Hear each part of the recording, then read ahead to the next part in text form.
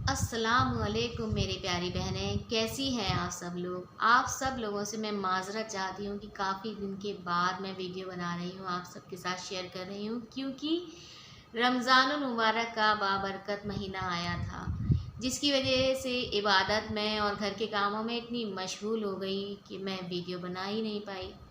आज जब मुझे फ़ुर्सत हुई तो मैंने सोचा कि मैं आप तक अपने नबी पाक अस्सलातु वस्सलाम की एक प्यारी सी हदीस को पहुंचा दूं, जिससे आपको मदद भी मिले और ज़िंदगी में सुकून भी आ जाए। तो मेरी प्यारी बहनें, आज हम जो हदीस आपको बताने जा रहे हैं वो सदक़े से रिलेटेड है कि हम सदका करके किस तरह अपनी हिफाजत कर सकते हैं। तो आइए सुनते हैं इस प्यारी हदीस को। एक हदीस में आया है कि आप सल्लल्लाहु अलैहि वसल्लम ने इरशाद फरमाया कि सदक़े से बीमारियों का इलाज किया करो, कि सदका आबरू रेजियों को भी हटाता है और बीमारियों को भी हटाता है और नेकियों में इजाफ़ा करता है और उम्र बढ़ाता है। तो मेरी प्यारी बहनें, हमारे नबी पाक सल्लल्लाहु अलैहि वसल्लम ने इरशाद फरमाया कि सदक़े से बीमारियों का इलाज किया करो। तो हमें क्या करना है कि हमें अपनी वसअत के हिसाब से अपने पास जो रकम है उसको देखते हुए हमें ज़्यादा से ज़्यादा सदका करना है, क्योंकि हम जितना सदका करेंगे बीमारियों से महफूज रहेंगे।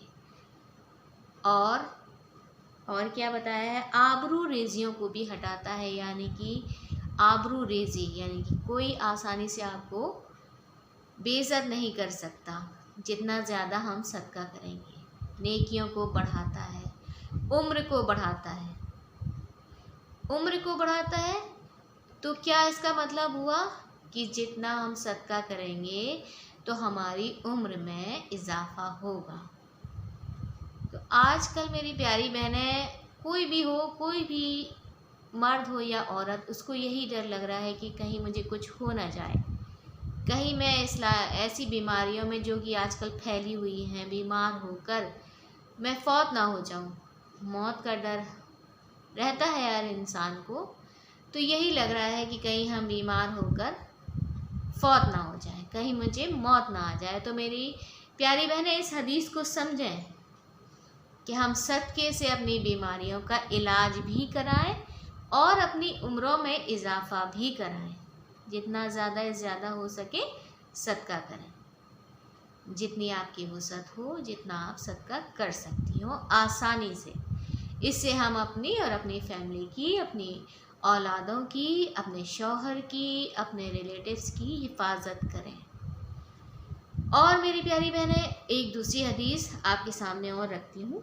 एक हदीस में आया है कि सदका करना 70 बलाओं को रोकता है, जिनमें कम से कम दर्जा जुज़ाम और बर्स की बीमारी है।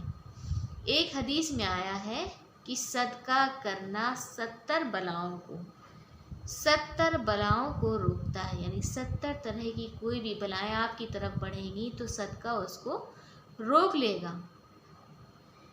जिनमें कम से कम दर्जा जुज़ाम और बर्स की बीमारी है। जुज़ाम यानी कोढ़ और बर्स यानी कि सफ़ेद दाग। स्किन की जो प्रॉब्लम हो जाती है, सफ़ेद दाग, उससे भी हिफाजत करता है, कोढ़ से भी हिफाजत करता है सदका।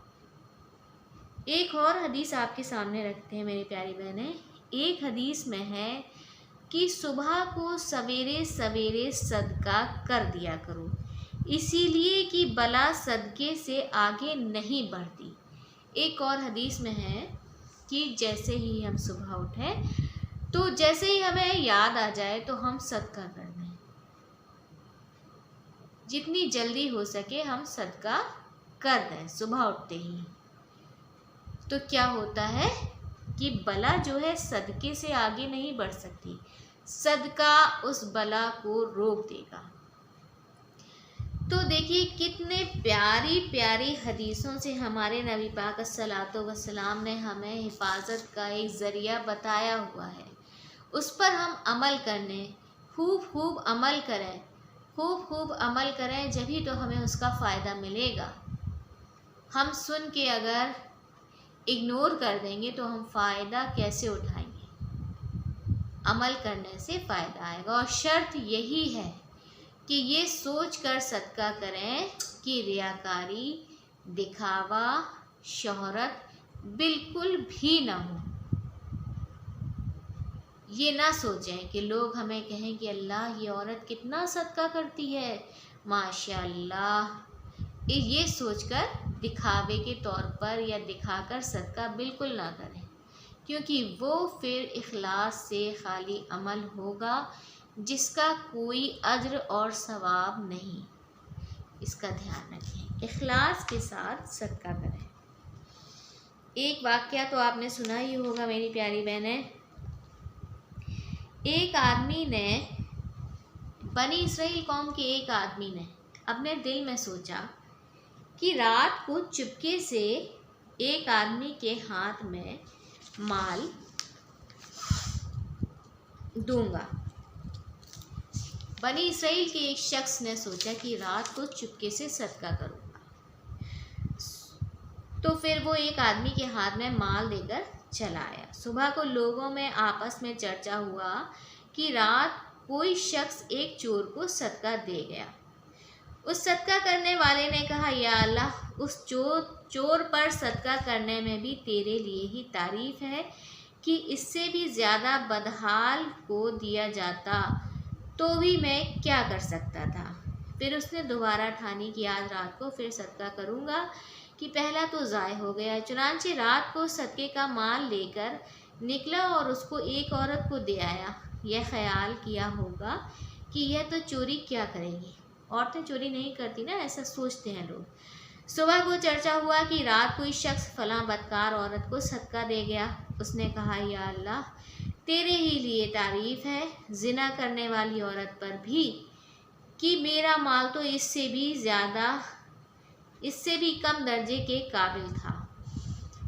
پھر تیسری مرتبہ ارادہ کیا کہ آج رات کو ضرور صدقہ کروں گا۔ چنانچہ رات کو صدقہ لے کر گیا اور اس کو ایک شخص کو دے دیا جو مالدار تھا۔ صبح کو چرچا ہوا کہ رات کو ایک مالدار کو صدقہ کیا گیا۔ اس صدقہ دینے والے نے کہا، یا اللہ، تیرے ہی لیے تعریف ہے، چور پر بھی، زنا کرنے والی عورت پر بھی اور غنی پر بھی۔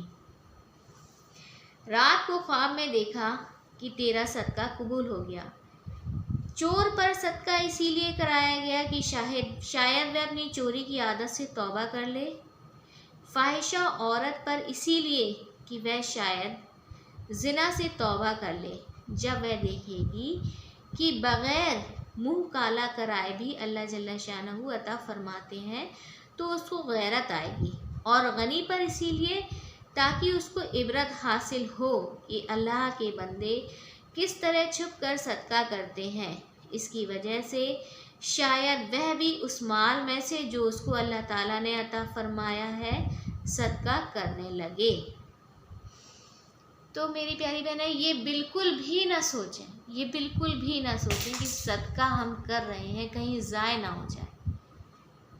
صدقہ ضائع نہیں ہوتا، صدقے کا اجر اور ثواب اور جو اس کی شرطیں ہیں وہ تو ہو کر رہیں گی۔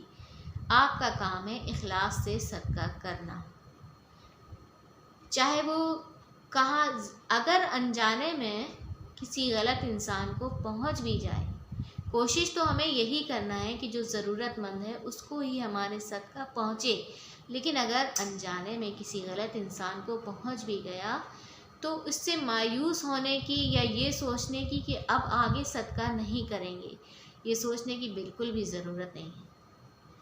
ہمیں صدقہ کرنا ہے، اخلاص کے ساتھ کرنا ہے، اپنا کام انجام دینا ہے اور اپنی حفاظت صدقے سے کرنا ہے۔ آگے وہ صدقہ کہاں جا رہا ہے، اس کا کیا ہو رہا ہے، یہ ہمیں نہیں سوچنا ہے، یہ سب اللہ کی مرضی سے ہوتا ہے، انجانے میں اگر ہو بھی جائے ایسا، ورنہ تو ہم ویسے بھی اتنا تو ہمیں معلوم ہو ہی جاتا ہے کہ کس کو ضرورت ہے اور کس کو نہیں ہے۔ تو ہم اس حدیث سے یہی سبق حاصل کرتے ہیں کہ ہمیں اس دور میں جو کہ وقت چل رہا ہے، اس وقت ہر انسان گھبرایا ہوا، پریشان ہے، بدحال ہی سے پریشان ہے، مہاماری سے پریشان ہے، گھبراہٹ میں وہ اتنی نیگیٹو تھنکنگ میں جا چکا ہے کہ اسے سمجھ نہیں آ رہا کہ ہم کیا کریں اور کیا نہ کریں۔ تو بالکل بھی پریشان ہونے کی ضرورت نہیں ہے۔ آپ بہت بڑی ذمہ داری نبھا رہی ہیں، اپنے گھر کی، اپنی اولادوں کی، اپنے شوہر کی۔ آپ کو صحت مند رہنا ہے اور اپنی بیماری کا علاج، اپنی حفاظت صدقے سے کریں۔ اور ضروری نہیں ہے کہ صدقہ بہت زیادہ نکالیں، صدقہ اتنا ہی نکالیں جس میں آپ کو سکون ملے کہ ہاں اتنا صدقہ میرے حساب سے ٹھیک رہے گا۔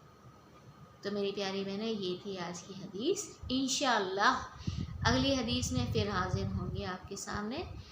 تب تک کے لیے السلام علیکم ورحمۃ اللہ وبرکاتہ۔